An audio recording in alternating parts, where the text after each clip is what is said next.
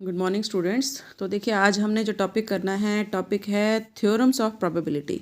अब देखिए बेसिकली ये 3 थ्योरम्स हैं जो एग्ज़ाम्स में पूछी भी जाती हैं और मेन यही थ्योरम्स है जो इंपॉर्टेंट हैं। Additional theorem, multiplication theorem, Bayes theorem of probability. अब देखिए first theorem is additional theorem. Additional theorem क्या बताती है कि if events are mutually exclusive, suppose there are 2 events A and B, और ये दोनों क्या है, म्यूचुअली एक्सक्लूसिव। म्यूचुअली एक्सक्लूसिव मतलब ऐसे इवेंट जिसमें आइदर ए कैन हैपन और बी कैन हैपन, दोनों इकट्ठे नहीं होंगे। जैसे आपने कॉइन को टॉस किया तो या तो हेड आएगा या टेल आएगा। डाइस को थ्रो किया तो या तो 1 आएगा या 2 या 3 या 4 या 5 या 6 ये आएगा। तो इवेंट्स कैसे हैं, म्यूचुअली एक्सक्लूसिव। तो एडिशनल थ्योरम वहाँ यूज़ होती हैं जहाँ पर जो इवेंट्स हैं वो आपके कैसे हों, म्यूचुअली एक्सक्लूसिव।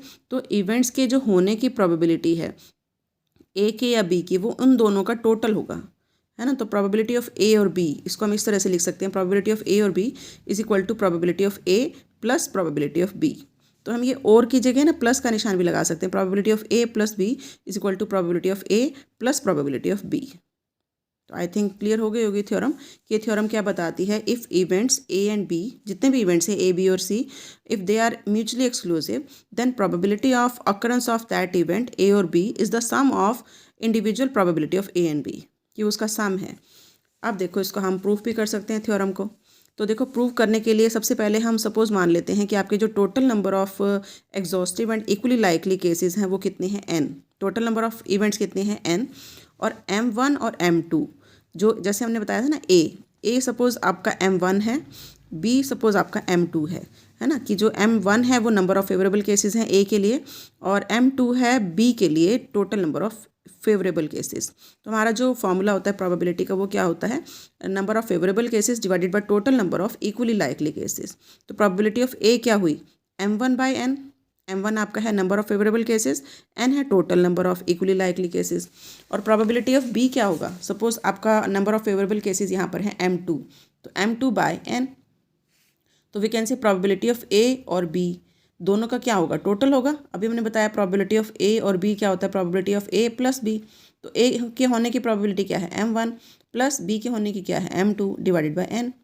इसको हम इस तरीके से भी लिख सकते हैं, इसको अलग अलग भी कर सकते हैं ना, M1/n प्लस M2/n।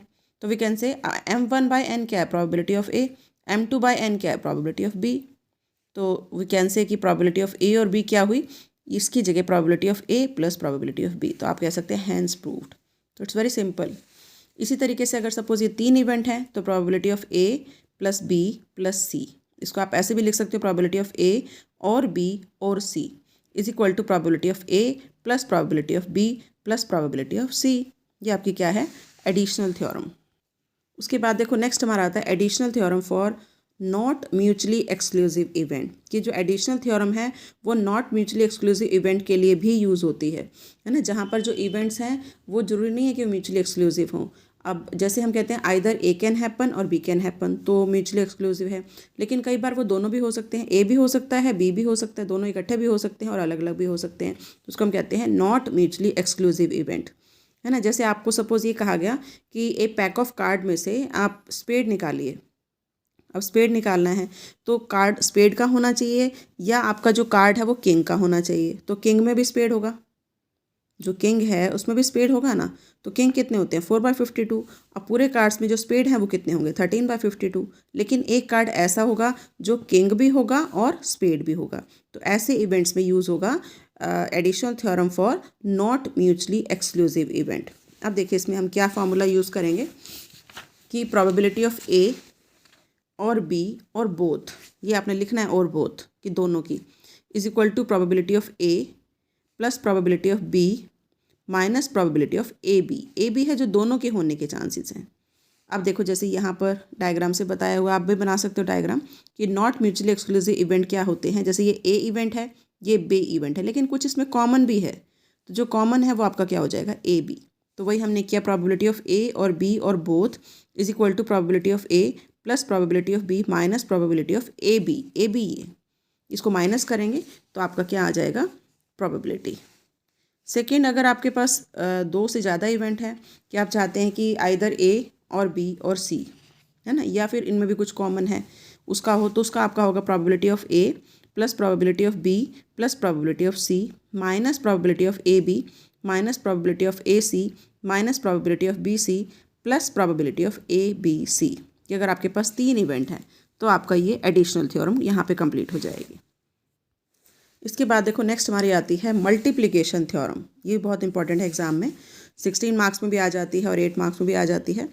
अब देखो ये थ्योरम क्या बताती है कि इफ़ इवेंट्स आर इंडिपेंडेंट, कि अगर आपके जो इवेंट्स हैं 2 हैं या 2 से ज़्यादा हैं, अगर वो इंडिपेंडेंट हैं, इंडिपेंडेंट इवेंट्स कौन से होते हैं जिसमें एक इवेंट के होने का जो इफेक्ट है वो दूसरे इवेंट पर नहीं पड़ता, रिजल्ट पे नहीं पड़ता, तो उसको हम क्या कहते हैं, इंडिपेंडेंट इवेंट।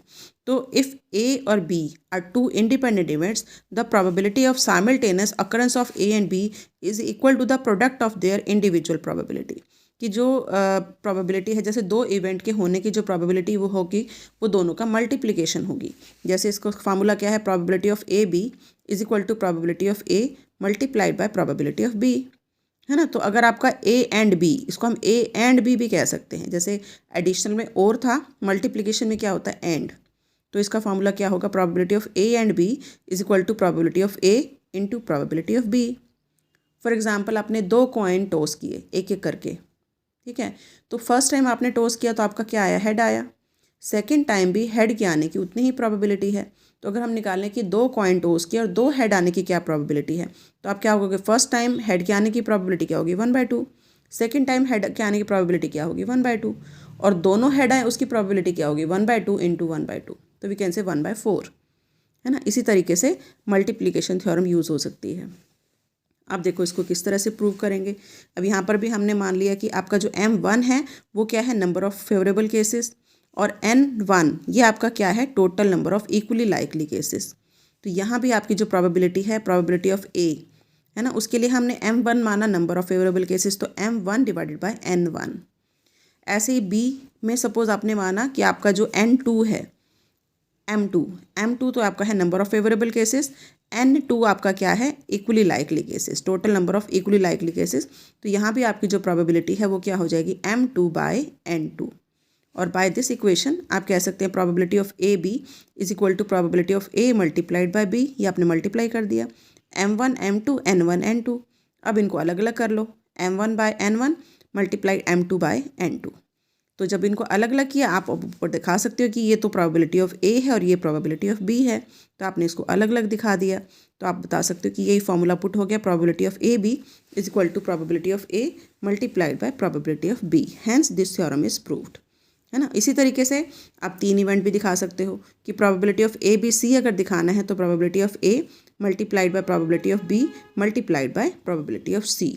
ये आपकी क्या है, multiplication theorem for independent event.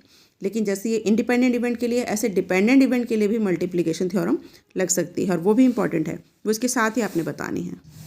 तो देखिए नेक्स्ट हमारी है multiplication theorem for dependent event, कि अगर जो आपके इवेंट है वो डिपेंडेंट है। तो देखिए डिपेंडेंट इवेंट क्या होते हैं, ऐसे इवेंट जिसमें एक इवेंट के होने का जो रिजल्ट है वो दूसरे इवेंट के रिजल्ट को अफेक्ट करता है, तो उसको हम क्या कहते हैं, डिपेंडेंट इवेंट। जैसे एक बैग में सपोज 5 वाइट और 5 ब्लैक बॉल हैं, आपने ब्लैक बॉल निकालनी है, ब्लैक बॉल में सक्सेस है, तो फर्स्ट टाइम आपने एक ब्लैक बॉल निकाली, उसको वापस नहीं रखा, तो ब्लैक बॉल के आने की प्रोबेबिलिटी होगी 5/10, 5 और 5 थी। अब आप कह रहे हैं कि उसको आपने वापस नहीं रखा, तो दूसरी बॉल भी आप चाहते हैं ब्लैक आए। अब total number of black ball कितनी हो गई, 4, है ना, और total number of ball white और ब्लैक दोनों मिलाकर कितनी हुई, 9, क्योंकि 10 थी, एक आप निकाल चुके हैं। अब जो सेकेंड इवेंट है उसकी जो प्रोबेबिलिटी है ब्लैक बॉल आने की वो हो जाएगी आपकी 4/9।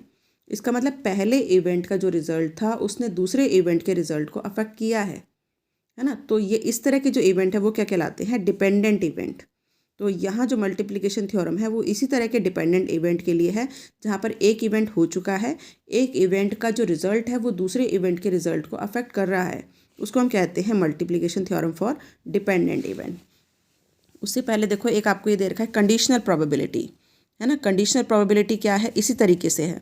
कंडीशनल प्रोबेबिलिटी उसी को कहते हैं जिसमें एक इवेंट का जो रिजल्ट है वो दूसरे इवेंट को अफेक्ट करता है, तो उसको हम कहते हैं डिपेंडेंट इवेंट। और वहाँ पर जो प्रोबेबिलिटी यूज़ होती है उसको हम क्या कहते हैं, कंडीशनल प्रोबेबिलिटी।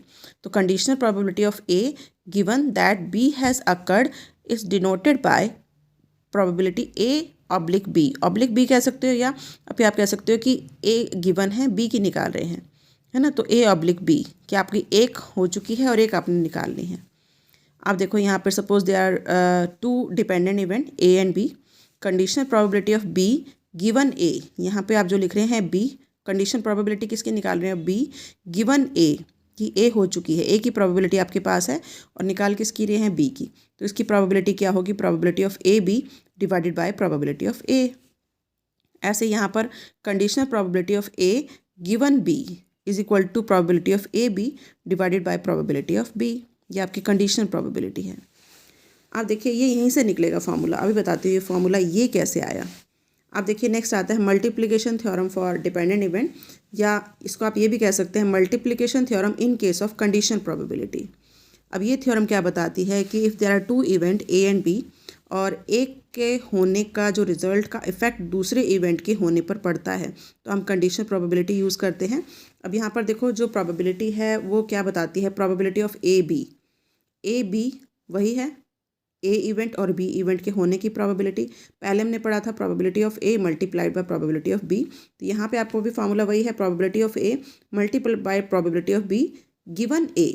ये ऑब्लिक A का मतलब क्या है, गिवन A मीन्स A हो चुकी है, A हो चुकी है उसके बाद B हो रही है, तो फार्मूला वही है, ऑब्लिक A कर दिया बस यहाँ पर। ऐसे यहाँ पर A पहले हुआ तो probability of A B is equal to probability of B पहले हुआ इवेंट फिर A हुआ तो multiplied by probability of A given B का मतलब B का रिजल्ट आपको पता है, B का पता है, A का निकाल रहे हैं, तो फार्मूला तो देखो वही है, probability of A multiplied by B, ये probability of B multiplied by A, यहाँ A इवेंट पहले हुआ है, यहाँ B इवेंट पहले हुआ है, तो ये आपका मल्टीप्लिकेशन थ्योरम है और ये फॉर्मूला इसी से निकला है। देखो probability of B oblique A इधर रखो, ए बी ये इधर चला जाएगा डिवीज़न में, ऐसे आपने ये निकाला A ऑब्लिक B, है ना, यहाँ पे आपने B ऑब्लिक B निकाला था, A ऑब्लिक B निकाला तो इसको यहाँ ले जाओ, A B divided by probability of B, तो इट्स सो सिंपल, है ना। चाहे इससे इसको निकाल लो या इससे निकाल लो, ये सिंपल है कि आप इसको मल्टीप्लाई कर रहे हैं, ये मल्टीप्लिकेशन थ्योरम है और इसी से आप इसका जो है फॉर्मूला निकाल सकते हैं B गिवन A का या A गिवन B का। उसके बाद देखो next is very very important theorem, Bayes theorem. अब जो बायस थ्योरम है वो क्या है, किस ब्रिटिश मैथमेटिशियन थॉमस बायस ने दी थी।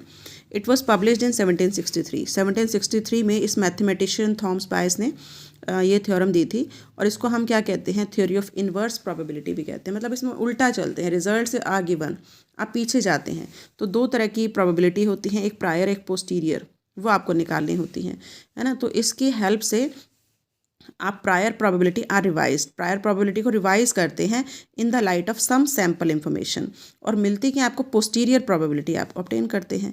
तो प्रायर प्रोबेबिलिटीज़ को रिवाइज करना है on the basis of some sample information और पोस्टीरियर प्रोबेबिलिटी आपको मिल जाती हैं, तो इसको हम क्या कहते हैं, थ्योरम ऑफ इन्वर्स प्रोबेबिलिटी भी कहते हैं।